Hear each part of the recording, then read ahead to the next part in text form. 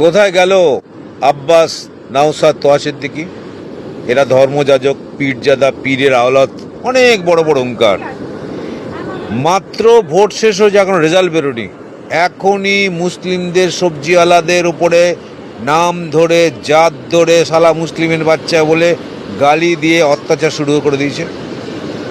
কিন্তু এরা মুসলিমরা যাকে পরম যত্নে শ্রদ্ধাস্নেহ করে, ওদের এই পীরজাদা, তাদের কিন্তু এদের বিরুদ্ধে কখনো কোনো বক্তব্য শুনিনি আমরা। এই পীরজাদারাই এই মুসলিমদের অন্ধকারে ঠেলে দিচ্ছে।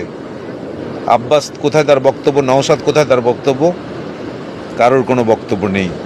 এরা লক্ষ লক্ষ কোটি কোটি টাকার বিনিময়ে মুসলিমদের অন্ধকারে ভবিষ্যতের দিকে ঠেলে দিচ্ছে। প্রথম পদক্ষেপ শুরু হয়ে গেছে, এখনো বাংলায় আসেনি বিজেপি ক্ষমতায়, তাতেই সবজিওয়ালাকে মুসলিম বলে তার সবজি মবজি ফেলে দিচ্ছে, তাড়িয়ে দিচ্ছে, তাকে গালাগালি করছে। এই তো শুরু হয়ে গেছে কলকাতার বুকেও। কোথায় গেল নওশাদ সিদ্দিকী, আব্বাস সিদ্দিকী, তোহা সিদ্দিকী? এত বড় মহল করে সব বসে আছে, কোটি কোটি টাকার সম্পত্তির মালিক। এই মুসলিমদের কোমল হৃদয় ব্যবহার করে তোমরা কোটি কোটি টাকার সম্পত্তি লুটে যাচ্ছ। এদের বিপদে তোমার একটাও কথা নেই। তোমরা খালি